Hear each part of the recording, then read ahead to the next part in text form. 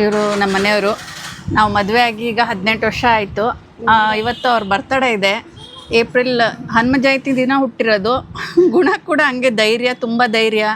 ಏನೇ ಅಂದರೂ ನಾನು ಮುನ್ನೋಗಿ ಮಾಡ್ತೀನಿ ಅನ್ನೋಷ್ಟು ಧೈರ್ಯ ಇದೆ ಅವ್ರಿಗೆ.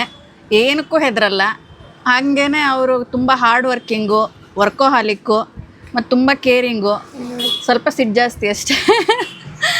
ಎಲ್ಲ ರೀತಿಯಿಂದನೂ ನನಗೆ ಲಕ್ಕಿ ಅಂತ ಅನಿಸುತ್ತೆ ಇವ್ರನ್ನ ಮದುವೆ ಆಗಿ. ಇವತ್ತು ಅವರ ಬರ್ತಡೇಗೆ ನಾನು ಎಲ್ಲ ರೀತಿಯಿಂದ ಒಳ್ಳೆಯದಾಗಲಿ, ಅವ್ರದ್ದೆಲ್ಲ ಹಾರೈಕೆ ನೆರವೇರಲಿ ಅಂತ ಹೇಳಿ ದೇವರಲ್ಲಿ ಕೇಳ್ಕೊಳ್ತೀನಿ.